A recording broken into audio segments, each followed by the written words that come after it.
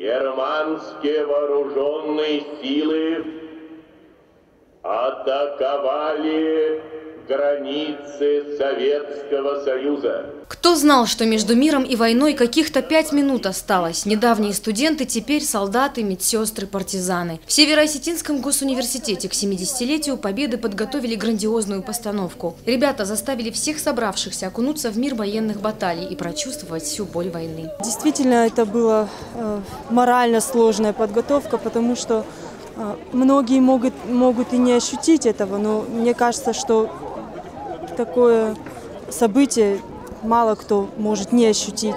У меня мой дедушка воевал тоже,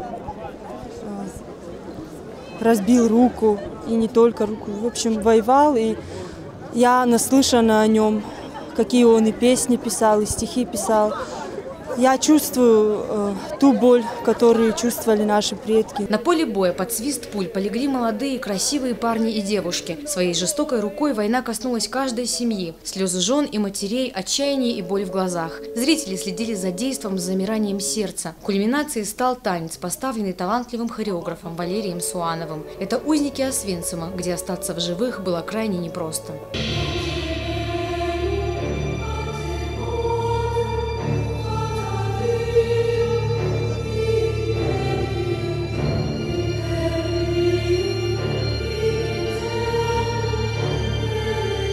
Звучат стихи советских и осетинских поэтов, а также самих студентов. И, наконец, блистательный финал – песня «День Победы». В руках у зрителей распустившаяся только что сирень, как и тогда, 70 лет назад. Всего в постановке задействованы около 300 студентов разных факультетов. Вся режиссерская работа была проделана Александром Битаровым и Гиви Валиевым. Сегодня, наверное, по зрителям было видно, были слезы, были воспоминания. Кого-то трогает, кого-то меньше. Но наша задача была сегодня, чтобы люди не забывали. Не забывали, этот день и вправду очень святой.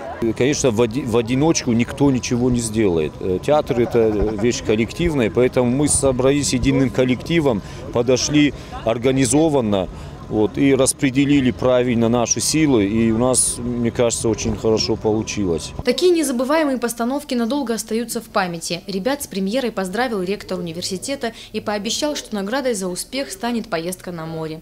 Вот такого качества представления я не видел, пожалуй, никогда.